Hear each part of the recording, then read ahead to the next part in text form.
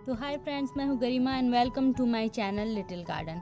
आज हम बात करेंगे कि अगर आपका लोटस का जो प्लांट है वो अंदर से सड़ने लगे, उसमें रूट रॉट होने लगे, तो हमें क्या करना चाहिए। जैसा कि आप देख सकते हैं कि यहाँ पे ये जो लीफ है ये ब्राउन टर्न हो रही है, सूख रही है किनारे से और बीच से हरी है। इसका यही इंडिकेशन है कि इसका मतलब रूट जो है वो अंदर से ख़राब हो रहा है। जैसे कि आप इस वाले रूट को देख सकते हैं, मैंने इसे अभी अभी पानी से निकाला है। तो इसके पॉसिबल कॉजेज़ के बारे में बात करें तो कई तरह के कॉज हो सकते हैं। नया नया रिप्लांटेशन के कारण ऐसा हो सकता है, रूट में अगर डैमेज हो गई हो तो ऐसा हो सकता है, और उसके साथ अगर आपका जो लोटस है वो अंदर से सड़ रहा हो तो ऐसा हो सकता है। तो ऐसे में पता कैसे चलेगा कि वो अंदर से सड़ रहा है या क्या प्रॉब्लम है। देखिए, रीप्लांटेशन के दौरान अगर आपने इसकी रूट को कोई चोट पहुंचाई है तो उस स्थिति में हम कुछ नहीं कर सकते, क्योंकि रूट तो डैमेज हो चुका है। अब बस आपको उसकी हीलिंग पे काम करना है। तो उसकी मेथड्स हम वीडियो के लास्ट में बात करेंगे। अगर आपने नया नया उगाया है और फिर पत्तियां किनारे से ब्लैक हो रही है, इसका डेफिनेटली ये मतलब हो सकता है कि आपका जो सॉइल है उसमें टॉक्सिसिटी है। इसका मतलब ये है कि कार्बनिक पदार्थ जो होते हैं, ऑर्गेनिक मैटर, वो ज़्यादा हैं। मतलब आपने ज़्यादा खाद की इस्तेमाल की है या कुछ सड़ते हुए पत्ते वगैरह आपके लोटस के मिट्टी के अंदर हैं जो कि पानी को सड़ा रहे हैं। तो इस कारण से हो सकता है कि आपकी जो पानी है वो स्मेल करने लगे, और जब वो स्मेल करना स्टार्ट होगा मतलब कि आपका जो लोटस है वो अंदर से पूरा गलने लगा है और उसका कलर कुछ ऐसा दिखाई देगा। आप इसमें देख सकते हैं कि कुछ ऐसा ब्लैक ब्लैक सा दिखेगा और ये लूज हो चुका है, इसकी टाइटनेस ख़त्म हो गई है और ये साइड से सड़ने लगा है। तो एक्चुअली जब मैं इसे फेंकने वाली थी, फिर मैंने सोचा कि क्यों ना इस पर एक वीडियो बना ली जाए ताकि आपको भी पता चले कि रूट रॉट में एक्चुअली करना क्या चाहिए। तो सबसे पहले आप अपने लोटस को पूरा बाहर निकाल लीजिए, ठीक है। जैसे मैंने इस वाले को पूरा बाहर निकाल लिया है, ठीक है। दूसरा आप चीज़ मतलब निकालने से पहले देखेंगे कि उसकी जो पत्तियाँ हैं वो पूरा सड़ने लगी हैं, साइड से पूरा ख़राब होने लगी हैं, जैसे ये वाला हो रहा है।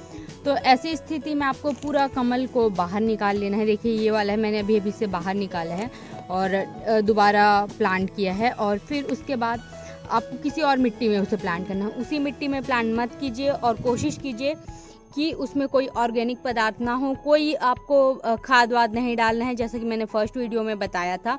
अगर आपको उस वीडियो का लिंक चाहिए तो आई बटन में आपको उसका लिंक मिल जाएगा। तो आप लोटस को पूरा अपलिफ्ट करके बाहर निकालेंगे। आपको ट्राई करना है कि इसको बिल्कुल चोट ना लगे। आप यहाँ पे देख सकते हैं ये फ्रेश और हेल्दी लोटस ट्यूबर है। ये बिल्कुल वाइट और क्रंची है और जैसा कि इसे होना चाहिए। आप थोड़ा थोड़ा देख पा रहे होंगे कि ये जो है वाइट वाइट सा है।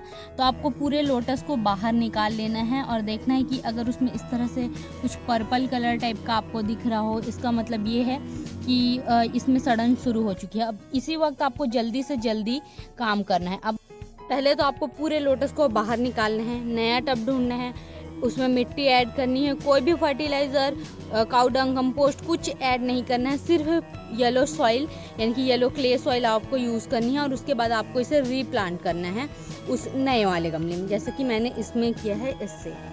तो जब आप इसमें रीप्लांट करेंगे तो फिर आपको 1/2 सेंटीमीटर सॉइल से उस ट्यूबर को कवर करना है। ये देखिए, उसका कलर बिल्कुल ऐसा नहीं होना चाहिए क्योंकि ये सरवाइव नहीं करेगा। आप देख सकते हैं कि इसमें हाफ, ये देखिए, ये यहाँ से ये टूट गया है। ये वाला सरवाइव कर सकता था पर इसमें ये टूट गया है।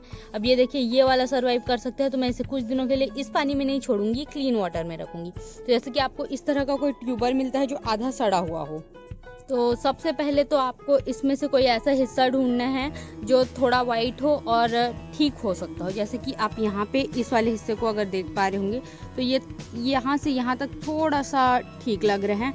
और अगर आप देख पाएँ तो इसमें 1-2 ये शूट्स भी हैं जो काली पड़ गई हैं, बट आई होप कि वो ठीक हो जाए। तो आपको इसको 4 से 5 दिनों तक साफ़ पानी में डाल देना है, जैसे कि ऐसे करके। तो अगर आप इसे पानी में डाल देंगे, फिर आप कुछ दिनों में देखेंगे इनमें रूट्स आ रही है। आपको पानी 2 से 3 बार चेंज करना है जब तक लगे कि लोटस का जो रूट है वो हेल्दी ना हो जाए। तब तक आपको इसे बार बार पानी में, मतलब नए नए पानी में चेंज कर करके आपको हल्की सी धूप और छाँव के बीच में, जैसे कि आप देख सकते हैं यहाँ पे ब्राइट लाइट है ना, बट डायरेक्ट धूप यहाँ पे सिर्फ सुबह के टाइम आएगी, बाकी टाइम नहीं आएगी।